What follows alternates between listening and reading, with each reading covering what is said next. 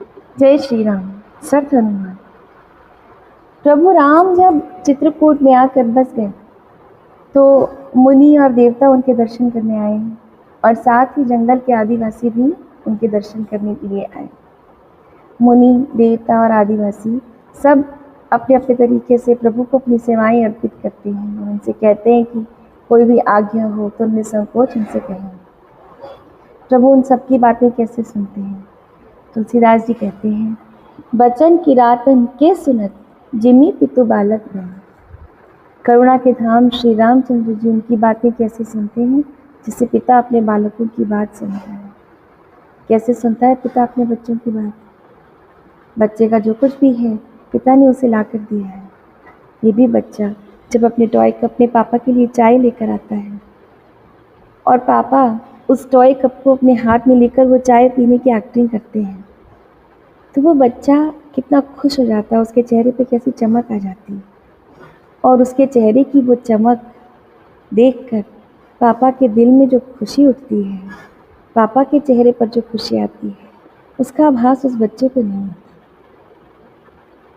जब हमें लगता है कि हमारी फला पूजा के कारण ईश्वर ने हम पर कृपा की, हमने फला मंदिर में 4 ईंटें लगवा दी, फला तीर्थ में हमने यात्रा की, हमने वो कर्मकांड किया, इसलिए ईश्वर ने हमारी मन्नत स्वीकार कर ली, हमारी इच्छा पूरी कर दी।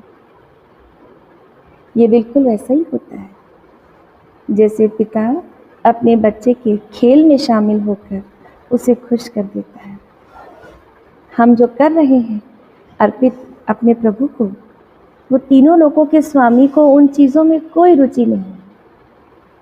उसकी रुचि तो केवल उस भाव में है जिस भाव से हम अपनी सेवा उसे अर्पित करते हैं।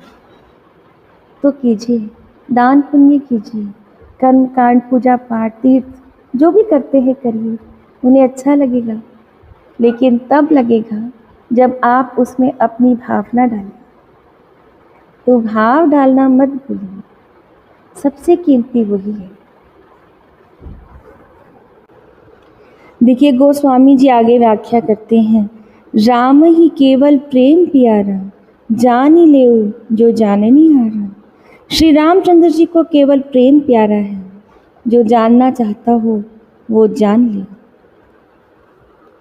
असल में प्रभु के जंगल में आ जाने से, चित्रकूट में आकर बस जाने से वहाँ भव्यता बढ़ गई है। जब ते आई रहे रघुनायक, तब ते भयउ बन मंगलदायक। जब से श्री रघुनाथ जी वन में आकर रहने लगे हैं, तब से वन मंगलदायक हो गया है। अनेकों प्रकार के वृक्ष फूलते और फलते हैं, उन पर लिपटी हुई सुंदर बेलों के मंडप तने हुए हैं। वे कल्प वृक्ष के समान स्वाभाविक ही सुंदर हैं, मानो वे देवताओं के वन नंदन वन को छोड़कर आए हों। भवरों की पंक्तियाँ बहुत ही सुंदर गुंजार करती हैं और सुख देने वाली शीतल मंद सुगंधित हवा चलती रहती है। नीलकंठ कलकंठ सुख चातक चक चकोर, भांति भांति बोलहि बिहग श्रवण सुखद चित चोर। नीलकंठ कोयल, तोते, पपीहे, चकवे और चकोर आदि पक्षी कानों को सुख देने वाली और चित्त को चुराने वाली तरह तरह की बोलियां बोलते हैं। करिके हरि कपि कोल कुरंगा, विगत बैर बिचरहि सब संगा। फिरत अहेर राम छवि देखी, होहि मुदित मृग वृंद विशेषी। विबुध विपिन जहाँ लगी जग माही, देखी राम बन सकल सिहाही। सुर सरि सरसई दिन कर कन्या, में कुल सुता गोदावरी धन्या। सब सर सिंधु नदी नद जाना, मंदाकिनी कर करहि बखाना। उदय अस्त गिरि अरु कैलासु, मंदर मेरु सकल सुरबासु। सैल हिमाचल आदिक जेते, चित्रकूट जस गावहि तेते। बिंधि मुदित मन सुख न समाई, श्रम बिनु विपुल बड़ाई पाई।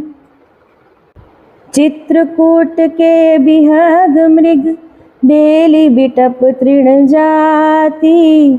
पुण्य पुंज सब धन्यस कहहि देव दिन राति। सियावर राम जय जय राम, मेरे प्रभु राम जय जय राम।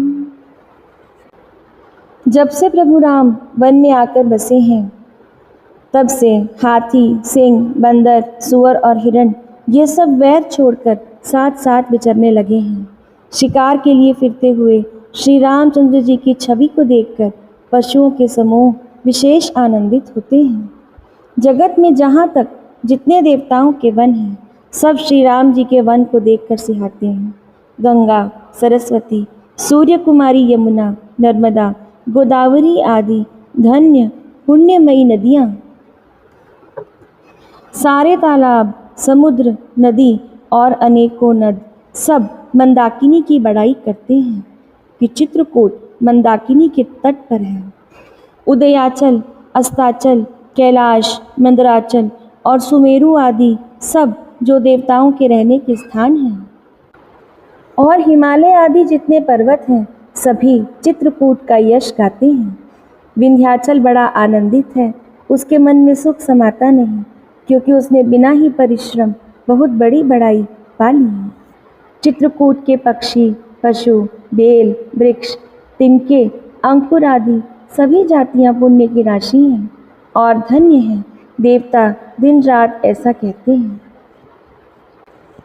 नयनवंत रघुबर ही बिलोकी, पाई जन्म फल हो ही बिसोकी।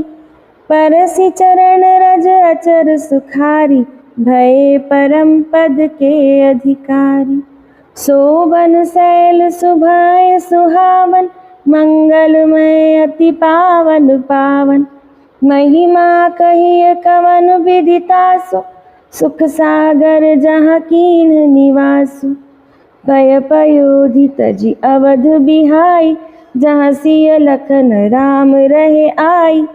कही न सकहि सुषमा जसि कानन, जो सत सहस होई सहसानन। सो मैं बरनि कहो विधि केहि, डाबर कमठ की मंदर लेहि। सेवई लखन करम मन बानी, जाई न सील सनेह बखानी। छिन छिन लखि सिय राम पद, जानी आप पर नेहो। करत न सपने हूँ लखन चित, बंधु मात पितु गेहु। सियावर राम जय जय राम, मेरे प्रभु राम जय जय राम। नयनवंत रघुबरी ही बिलोकी, पाई जन्म फल हो ही बिसोकी। आँखों वाले जीव श्री रामचंद्र जी को देखकर जन्म का फल पाकर शोक रहित हो जाते हैं। आँखों वाले जीव अर्थात तुलसीदास जी यहाँ कहना चाहते हैं कि ईश्वर ने जो हमें नयन प्रदान किए हैं, वे शायद इसी क्षण के लिए प्रदान किए गए। केवल उन्हीं को नयन पाना सफल हुआ जो उस समय वहाँ थे जहाँ श्री रामचंद्र जी थे, जिन्होंने राम का दर्शन पाया। और अचर, वे जो अचर हैं, जो चल नहीं सकते, देख नहीं सकते, जिनमें जीवन नहीं है, जो जीव नहीं है, पर्वत, वृक्ष, भूमि, नदी जो जड़ हैं, वे भगवान की चरण रज का स्पर्श पाकर सुखी हो रहे हैं। यो सभी परम पद मोक्ष के अधिकारी हो गए। अर्थात जड़ हो या चेतन, श्री राम ने वहाँ चरण रखकर उन सब के जन्म को सफल कर दिया। ये वन और पर्वत स्वाभाविक ही सुंदर, मंगलमय और अत्यंत पवित्रों को भी पवित्र करने वाला है। उसकी महिमा किस प्रकार कही जाए, जहाँ सुख के समुद्र श्री रामचंद्र जी ने निवास किया हो। क्षीर सागर को त्याग कर और अयोध्या को छोड़कर जहाँ सीता जी, लक्ष्मण जी और श्री रामचंद्र जी आकर रहे, उस वन की कैसी परम शोभा है। उसको तो हजार मुख वाले जो लाख शेष जीवी हों तो वे भी नहीं कह सकते। तुलसीदास जी कहते हैं, उसे भला मैं किस प्रकार वर्णन करके कह सकता हूँ। कहीं पोखरे का कछुआ भी मंदराचल उठा सकता है, लक्ष्मण जी मन, वचन और कर्म से श्री राम